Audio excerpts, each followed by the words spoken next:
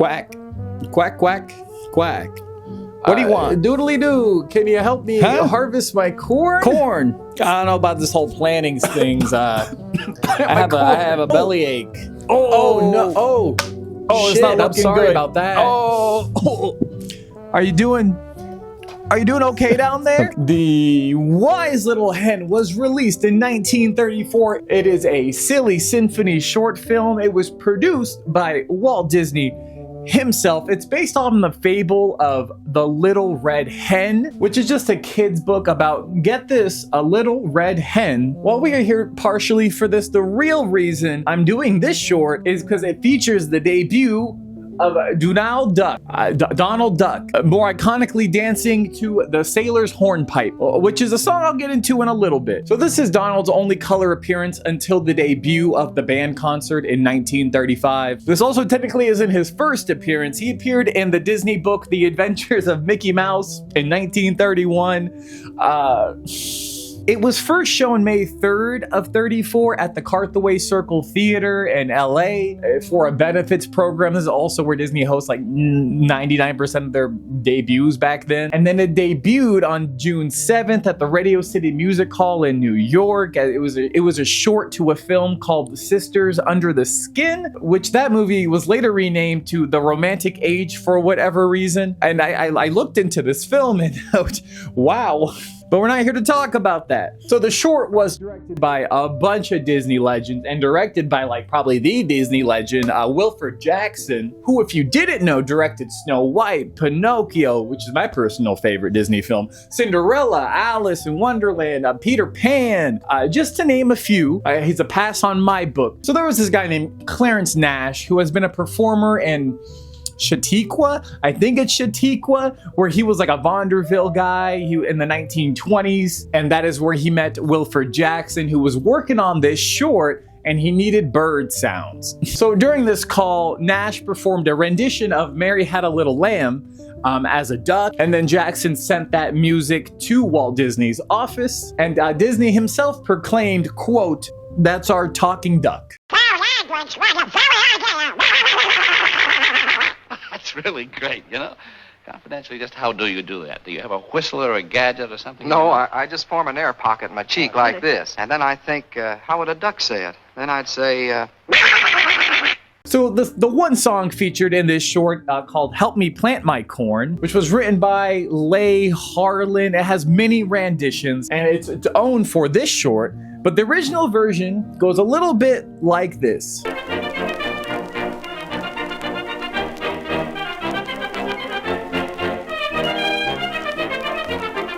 Maybe you heard of it. So all the characters' speeches in this are really hard to interpret here. I'm assuming it's due to the mixing and the animal sounds, and this is what led to Donald having his trademark quack speech. This is my only assumption. I can't double check this was over 90 years ago, and I can't ask anyone who worked on it. But there's much more to discuss once we watch the short, so let us begin. All right, the open card,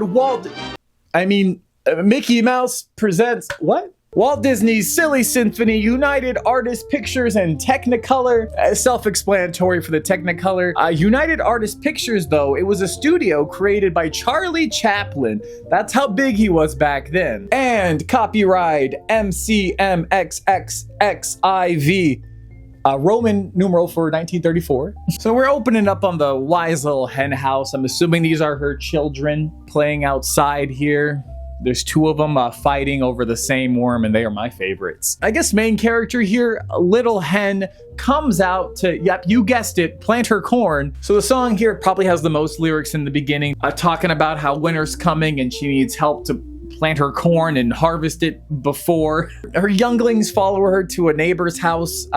He's got the name of Peter Pig. Let's pause here for a second and talk about him. This short is also Peter Pig's debut, though it didn't last that long. He was also in Band Concert, which I think is probably his biggest role. That's a classic. Other than that, he was maybe in a few cameos and things. He was in Roger Rabbit as like the hen reincarnation or some shit. But Little Hen decides to approach him. Will you help me plant my corn? Will you help me plant my corn?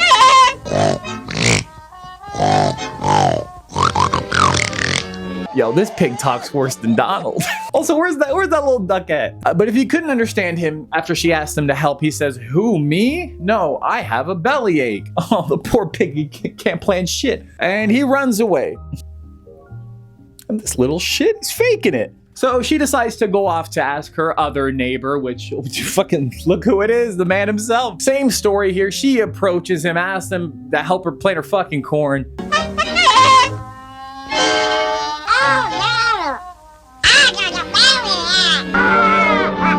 Like, he basically says the same thing as the pig, but a tad bit more audible. But his runaway, I think, is way funnier. Alas, she is sad again. Who's gonna help her plant her corn? Man, she's got some shitty ass neighbors. So since no one's helping her, she's making her kids do it. I mean, you gotta remember, this is during the Great Depression, so a lot of things go. But you know, they have a smile on during their little bird kid labor, and there's maybe only one bird that gets tossed around the most.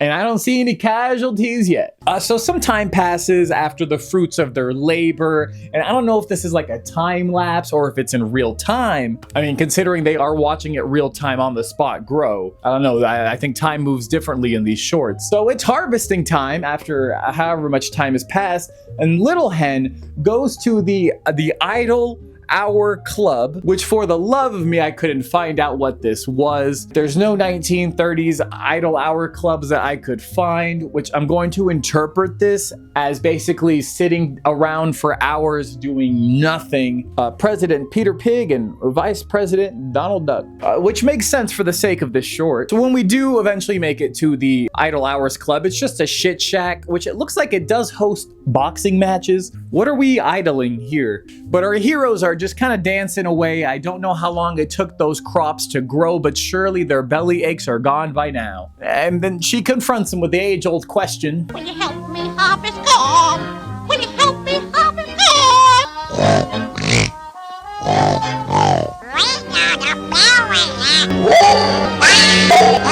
These little shits. So they run away in their private club and they slam the door, causing the whole ass wall to fall down, exposing their handshake ruse.